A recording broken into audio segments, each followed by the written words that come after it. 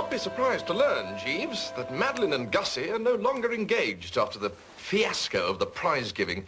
Was there much more after I left? No, sir. Mr. Finknottle's inflamed cerebral condition brought about an early closure.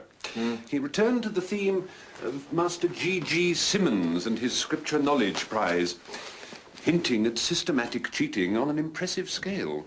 He even went so far as to suggest that Master Simmons is well known to the police. Oh, golly. Yes, sir. Not our finest hour, Jeeves. No, sir. Door, Jeeves? Yes, sir. That may be Mr. Finknottle now. Oh, it's not you. Hello, Tuppy. Mr. Glossop. If you'll excuse me, sir. You remember what I swore I'd do to the chap who stole Angela from me?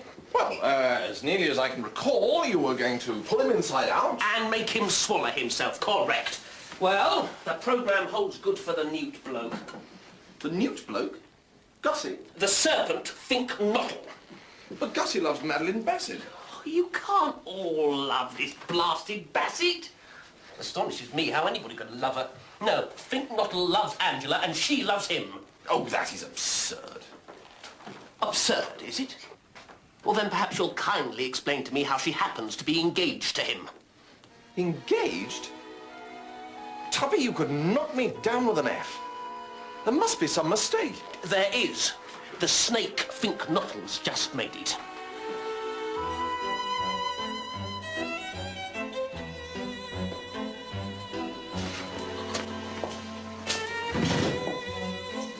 Ah, there you are. Where are all the staff tonight, you know? They've gone over to the staff dance at Brinkley Manor.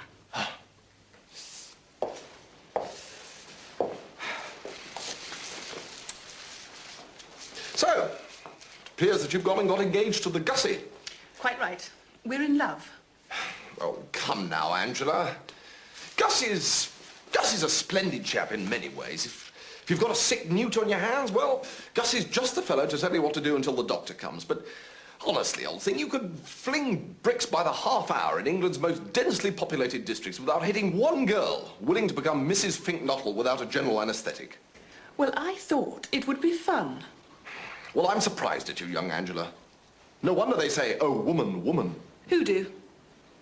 Well, chaps mostly. You know you're potty about Tuppy. For goodness sake, Bertie, go away and boil your head. Well, now, Angela, if you'll permit me to observe. No. Very well, then.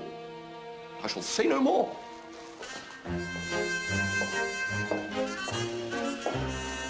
Just tinkety-tonk. I say, Jeeves, do you know what's happened? Mr. Finknottle has got himself engaged to my cousin Angela.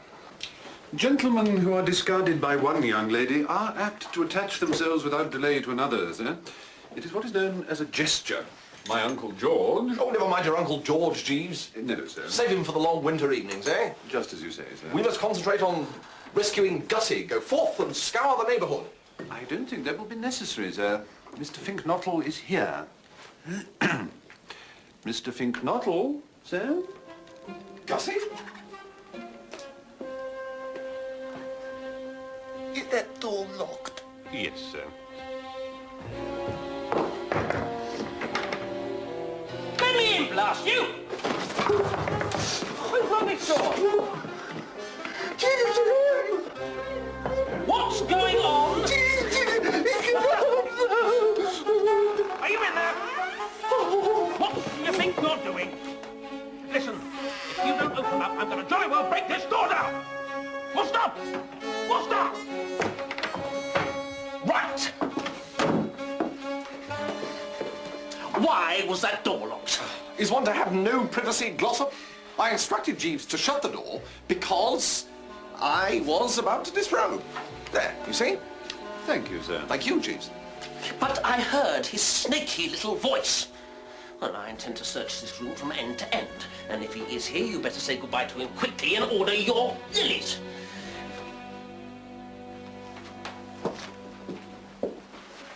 What's in this cupboard? Just clothes.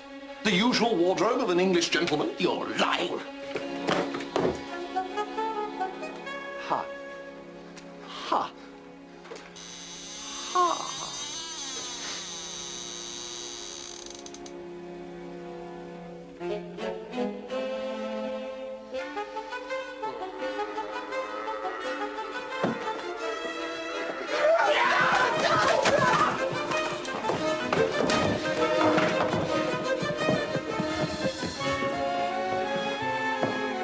Jeeves, this is all getting a bit thick. Yes, sir.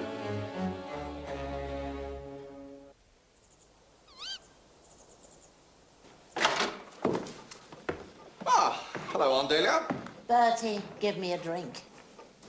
Anything, so long as it's strong. Approach Bertram along those lines, Aunt Dahlia, and you catch him at his best. Attila. That's the name, Attila the Hun. Eh? I've been trying to think all through dinner what it was you reminded me of. Oh, now look, after everything I've done... Angela tells me she's going to get engaged to this spink bottle. Well, temporarily, yes. So there it is. My only daughter, for whom I had dreamed of a wonderful golden future, is going to marry an inebriated newt fancier. Well, Aunt of my heart, yes, I can't but agree that things are not too oojar-come-spiff at the moment. Yes, Jeeves? A note for you, sir. From whom, Jeeves? From Miss Bassett, sir. What does Madeline Bassett want to write to me for? Open the damn thing and see.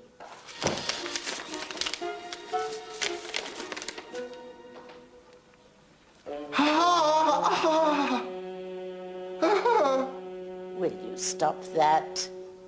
You don't understand. Madeline Bassett says she's going to marry me.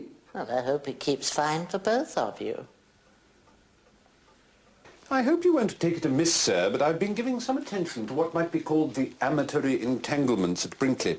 It seems to me that drastic measures may be called for. Oh, drastic away, Jeeves. The prospect of being united for life with a woman who talks about little baby bunnies fills me with an unnamed dread. Supposing, sir, that in the middle of the night the fire alarm bell were to ring. Oh, not the fire alarm thing again, Jeeves. Yes, sir. As I see it, sir, the occupants of the house would suppose that a conflagration had broken out. Possibly, Jeeves. Possibly. Whereupon, if I'm not mistaken, Mr. Glossop would hasten to save Miss Angela, while Mr. Finknottle would perform the same office for Miss Bassett. Huh? This is based on psychology, is it, Jeeves? Yes, sir. It is thought to be the instinct of everyone upon the alarm of fire to save the object dearest to them. Seems to me there's a grave danger of seeing Tuppy come out carrying a steak and kidney pie. But resume, Jeeves, resume.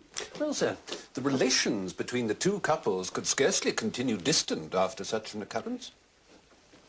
Well, you may be right. I just feel that there's great possibility for a slip-up here, Jeeves. However, I'm not in a position to cavil at even 100 to 1 shot. At what hour would you suggest bonging the bell? Not before midnight, sir. Shall I bong, or will you? I think it would be better coming from you, sir.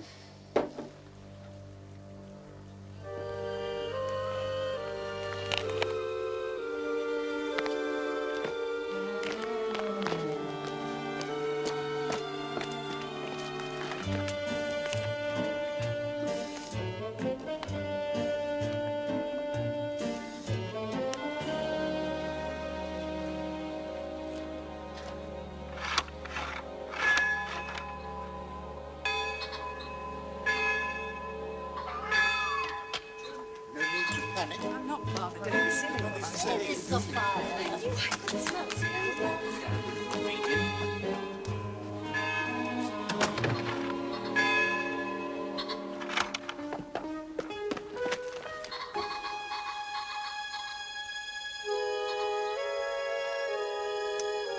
Well, Jeeves?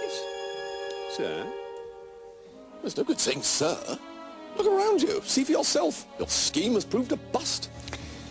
Certainly it would appear that matters have not arranged themselves quite as we had anticipated, sir. We, Jeeves? As I had anticipated, sir. I'm not blaming you, Jeeves, but after this, well, forgive me if I hurt your feelings, Jeeves. Certainly, sir. If you would pardon me for interrupting you, I fancy Mrs. Travers is endeavouring to attract your attention. Just step this way a moment, Attila dear, if you don't mind.